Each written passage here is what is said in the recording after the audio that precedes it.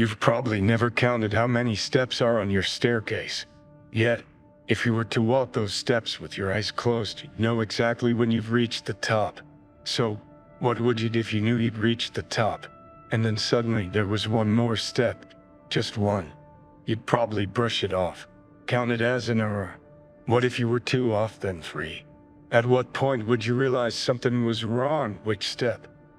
My grandmother was a first-generation Chinese immigrant to the United States. Grandma always said I looked like my mom when she was my age. No matter what age I was, I always looked like mom apparently. Grandma died last year. She did well enough for herself.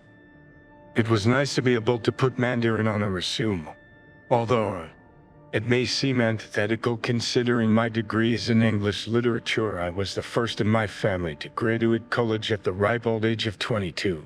Upon graduating, I wanted nothing more than a break. So I moved back in with my mom and my brother. But now it seemed my break was going to be longer than I intended. There was less to do with an English degree than I anticipated. I was sending my resume and credentials left and right. I guess nobody wanted a little Asian. One night, I considered putting Smith as my last name on my resume just as a little experiment. I was in the basement, watching a movie while mailing job applications on my laptop. I sent my last round of credentials and checked the time. 1:02 am. I closed my laptop, tossing it gently on the couch cushion next to me. I reached to grab my phone off the charger. Turning its face to me, I found it was dead. I had forgotten the charger downstairs was broken. No sweet, I thought. I'll just sleep in my room till night and charge. It was claustrophobic on the stairs, a wall to the left and right, and a short ceiling above. The distance between the walls was only 2/3 of my wingspan. There was one wooden handrail on the right side. I placed my right hand along the smooth wood and my left hand in my pocket with my phone that bounced with each step. As my hand glided against the rail, I angled it just the right way so that it would slide smoothly off the end of the railing. But to my surprise, the railing didn't, and this gave me pause. I pulled out my phone from my pocket. I tried to turn it on. I knew it was dead, but I also knew that the low battery icon would flash if I hit the power button. Once it flashed, I waved the light in front of me, but it barely shined on 3 inches of space ahead. It was no use. I shoved it back into my pocket. I must have been hallucinating. Turning around, I started heading back downstairs. My left hand on the rail, 1 foot after the other, calmly bouncing downstairs. I knew I'd arrive at the landing eventually. At some point, I realized I must have descended more stairs than I had escalated. I paused and my breathing started to slowly spiral. I tried to get a grip on myself, but it was at this point I moved beyond rational thought. I clutched the handrail, worried it would disappear if I let go. At the same time, eventually I had to stop going down. It felt like I was hyperventilating. My knuckles must have been white in my pockets. A thought came to me. If I was close to the bottom of the stairs, then I could toss my phone in front of me. It would hit the wall at the landing. Surely the sound would wake me from this stupor. Taking my phone out of my pocket, my hand shook with nerves at my plan.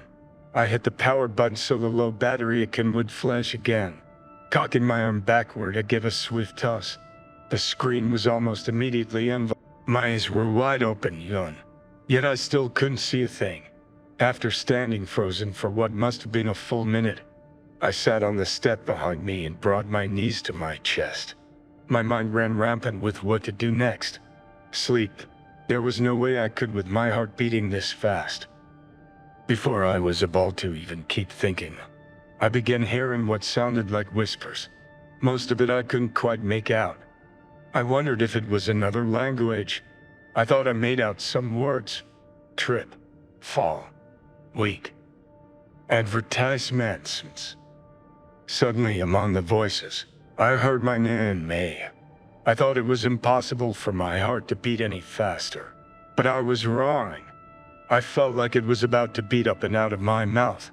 Some of the whispers sounded like laughs. Among the whispers came another voice. A very clear sentence in a language I understood too well. Why don't you try going up the stairs again? I stood up with a start and thought I heard something behind me.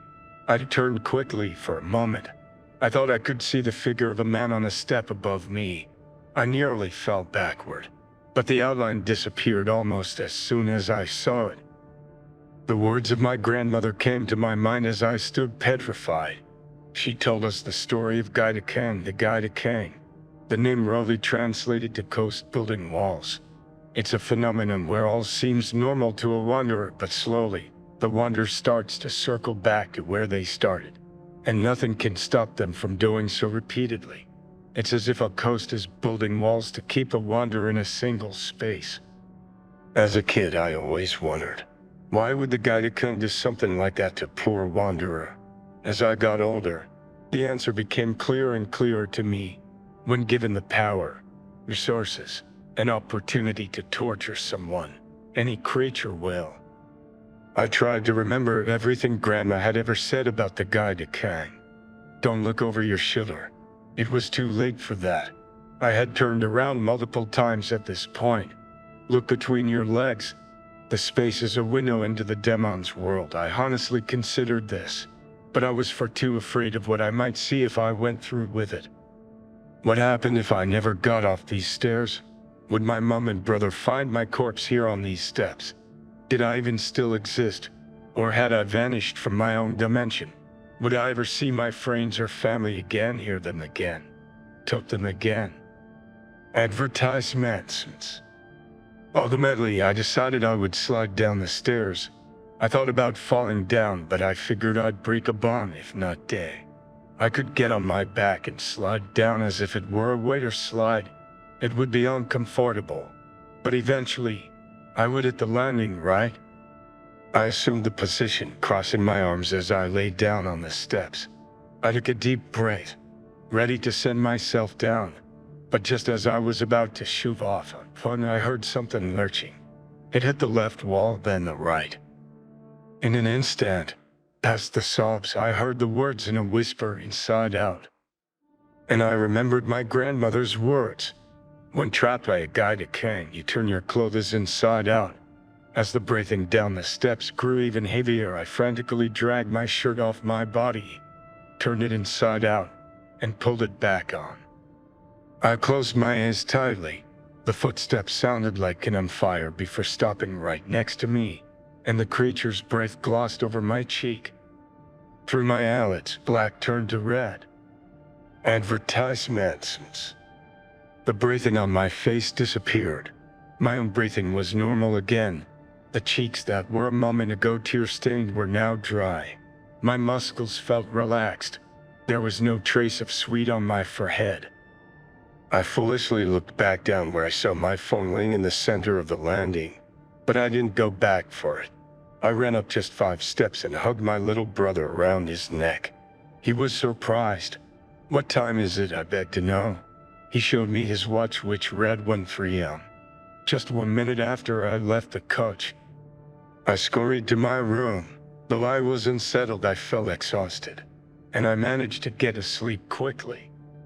The next morning, I turned on all the lights in the house and grabbed a little flashlight out of the hallway closet just to be safe. I ran downstairs, snatched my phone and laptop, then ran back up. I didn't hang out in the basement so much after that. I sat at the kitchen table waiting for my bread in the toaster. I opened my laptop. There was a new email from an employer. Before I got the chance to open it, my brother came in and sat across from me, preparing some cereal. I suddenly became curious and asked him, "Why did you come to the basement door last night anyway?" Something woke me up.